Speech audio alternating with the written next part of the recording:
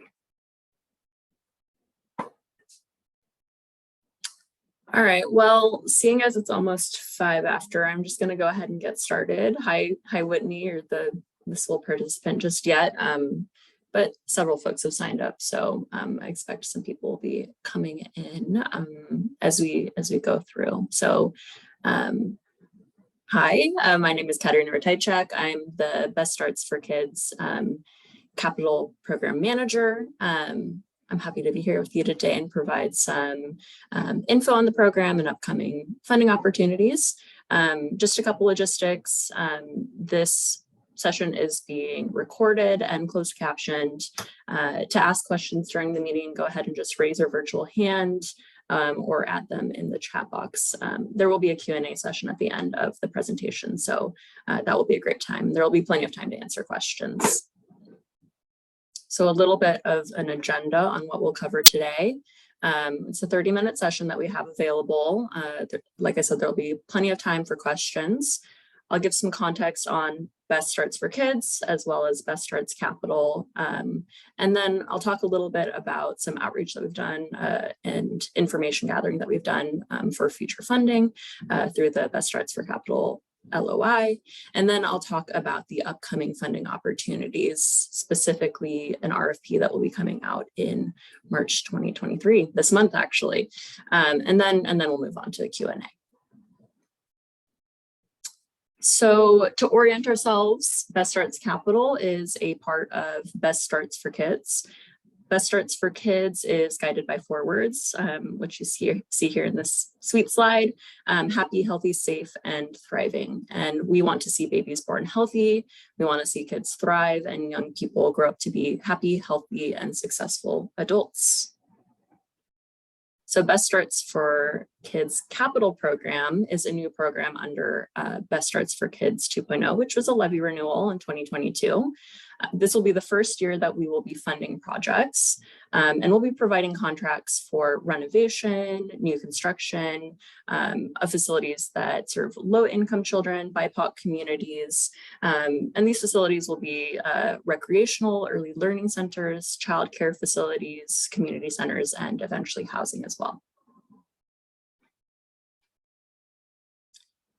So Best Starts Capital is guided by the Best Starts for Kids implementation plan, which was approved by King County Council in November 2021, and which was informed by some community engagement. The Best Starts for Kids implementation plan outlines areas for focus within the program. So that includes providing culturally responsive youth programming to specifically low-income and BIPOC communities, or communities lacking similar facilities. It also highlights the need for geographically dispersed funding and funding for facilities that are multi-use, intergenerational, located in rural or low-income areas, and also proximal to transport. In the implementation plan, BSK Capital specifically is guided by 4 priorities. In 2023, we'll be funding priorities 1 and 2. So priority 1 will fund new construction and renovation of existing property to provide for new community and rec centers. And then priority 2, which we'll be funding in this upcoming round, will be funding renovations and repairs to existing multi-use community centers, early learning centers, childcare facilities, and rec facilities, specifically to address critical health and safety issues. And then in the following years, we'll be funding projects that are aligned with priorities 3 and 4. So priority 3 will be focused on expanding childcare and early learning facilities to increase capacity for multi-purpose uses, as well as a focus on complementing other investments, including the POSTA investment and COO within BSK. And then priority 4 will be funding affordable or family housing that includes a childcare or youth development component on site. So overall, Best Starts Capital will be allocating $50 million over the life of the levy. So that's 2022 to 2027. No allocations were actually made in 2022, just seeing as the program is new and lifting off. So there will be 2 funding rounds in 2023.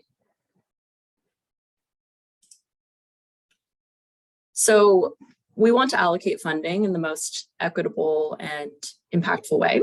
And one of the ways that we're doing this is by collecting information ahead of funding. So we put an LOI, a request for letters of interest, out in November 2022. It was open until mid-December.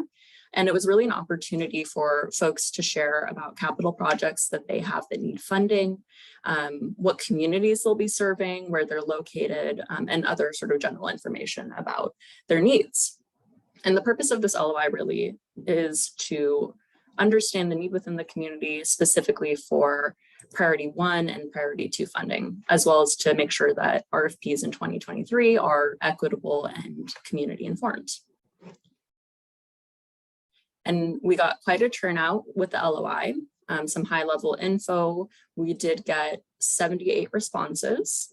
And of all of those responses, we determined that 35 of them were qualified for priority 1 and that 11 were qualified for priority 2.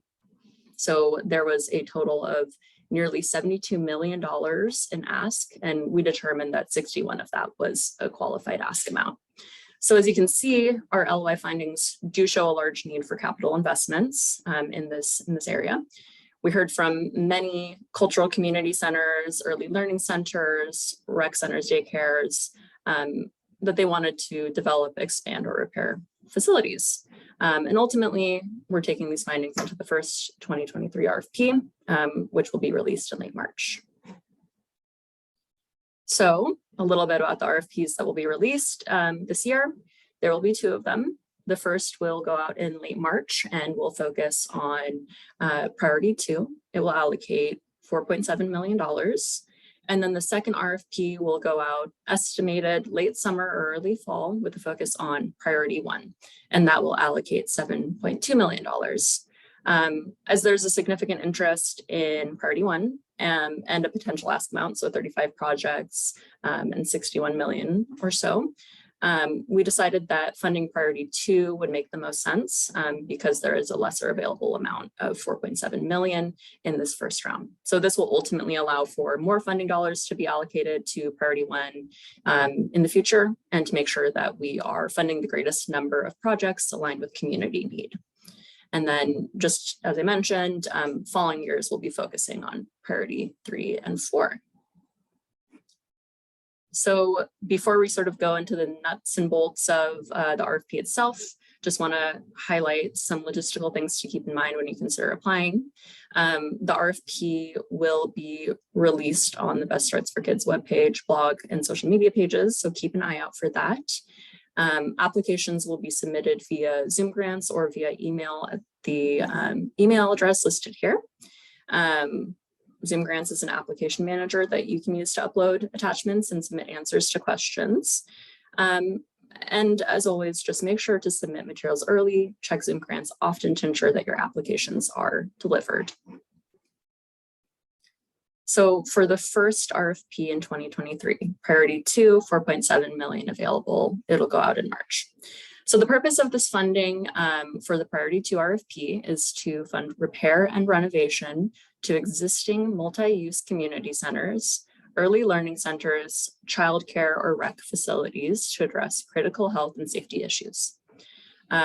We'll be prioritizing entirely critical repair projects, but we'll also consider additional rehabilitation activities in this funding secondarily. So at a snapshot, 4.7 million available. The application will be due in mid-May. Funding requests can be up to $500,000, and we anticipate that there will be 8 to 12 awards in this round. So what is a critical health and safety repair? We define renovations and repairs to address critical health and safety issues as the list below. This is a very wordy slide, but I just wanted to have it available for folks to look at. I'll read off a few, but do know that the definition will be available in the RFP document. So high level, I'll read a couple bullets. Critical health and safety issues would include those that eliminate or reduce hazards or harmful substances. So think lead, mold, asbestos, PCBs. It will include renovations or repairs to roofs, walls, and floors that might be structurally unsound. It will be repairs that will improve accessibility, especially per ADA, ventilation or heating system repairs, structural or foundational issues, ensuring the building is up to code, repairs to gutters or drainage to make sure that mold does not become an issue for a property. So in order to apply, you must meet our minimum qualifications. This will also be listed in the RFP, of course, but high level, we're looking for organizations that run a facility that is in need of critical health and safety renovations and repairs. We're looking for projects that are multi-use community centers, early learning centers, childcare or rec facilities. We are looking for applications that do not exceed a $500,000 request.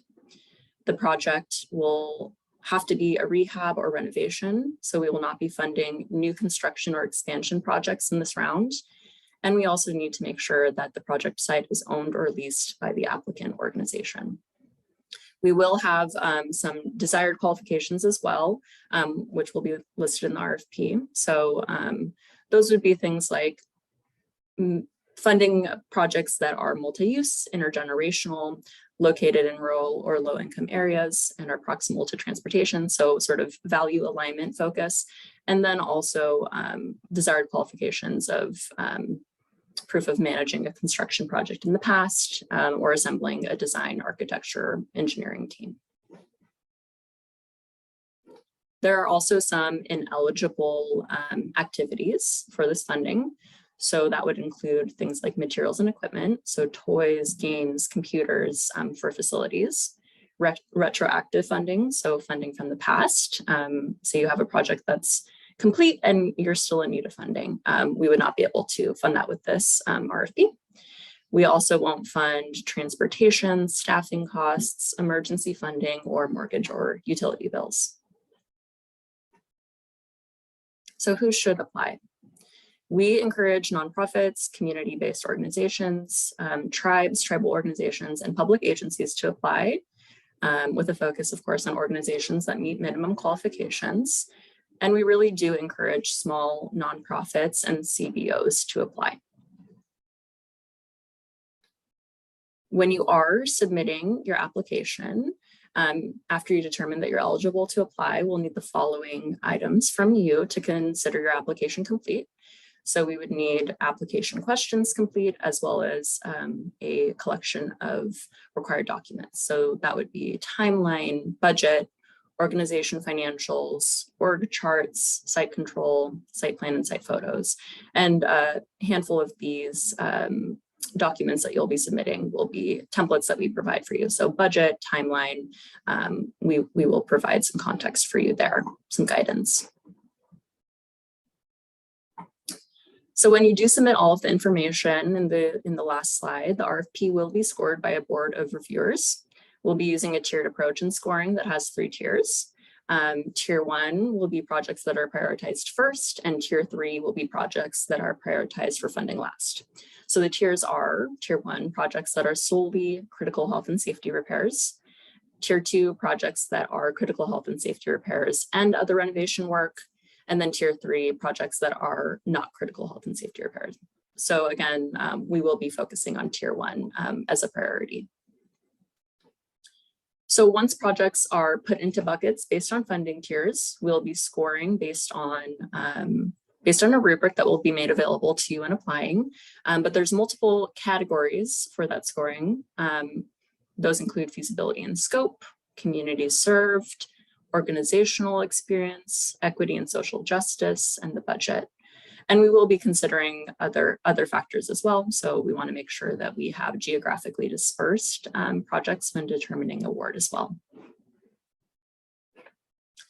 When applying, BSK does provide free technical assistance for applicants to really reduce barriers to application.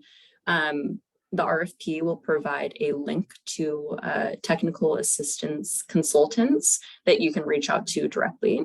And the recommendation is that you reach out directly and early. So the TA will help you decide if you're eligible for funding and then help you work through the process of funding as well. Of applying rather as well. So as you consider applying, there's some important dates to keep in mind. So the RFP will be released on March 31st. After the release, there will be info sessions for folks to attend. Those will be on April 10th and April 24th. There's a note that there's a final day to initiate requests for technical assistance. So not reaching out in the last minute, that will be May 4th. The application will be due on May 12th at 2 p.m. Pacific Standard Time. And after that, we'll review and rate the RFP submission. So that will be from mid-May to early mid-June. And then we'll notify selected applicants of award in July. And just to note, this is a new program. All dates are estimates and ultimately subject to change. So this is an estimated timeline. Some sort of final thoughts before we go ahead and go to a Q&A session.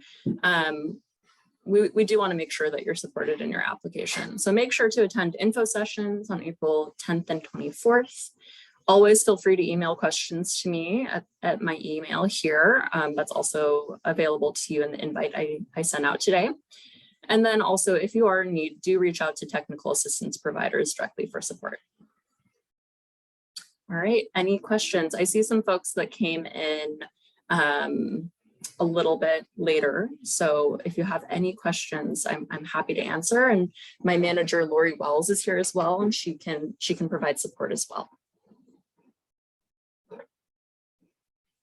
You can feel free to just go off mute, raise your hand, drop it in the chat. I'm going to stop sharing so that I can see the screen as well.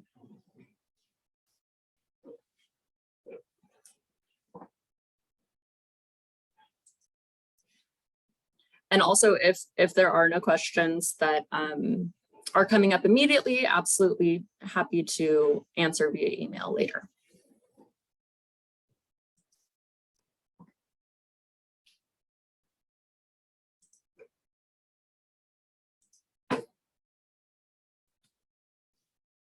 Just dropping my email in the chat for everyone.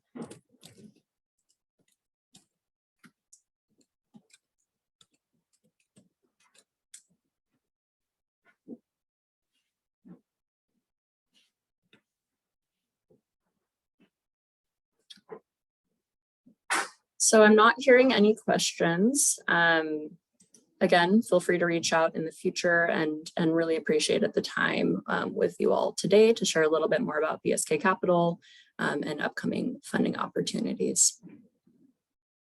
And this will be available as a recording on the BSK website as well. Okay, I see a question in the chat. Is 500K the fund limit across tier 1, 2, and 3? Yes, so the tiered scoring approach is just a way that we're determining how we want to award priority 2 projects. And 500K is the limit for requests for priority 2 overall. So all of the applications that come in will have a funding request limit of 500K.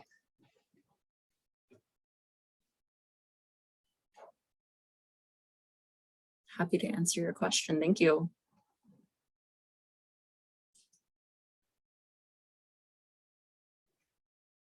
Give it a couple more seconds for any questions in the chat or off mute.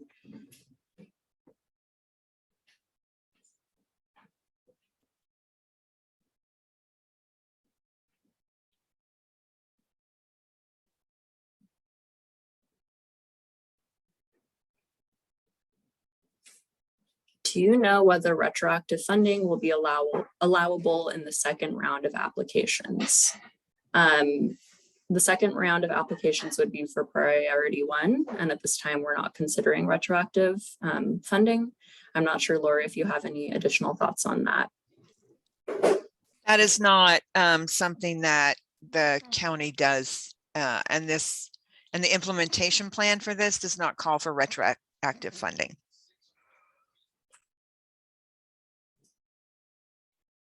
Thanks, Hannah, for your question.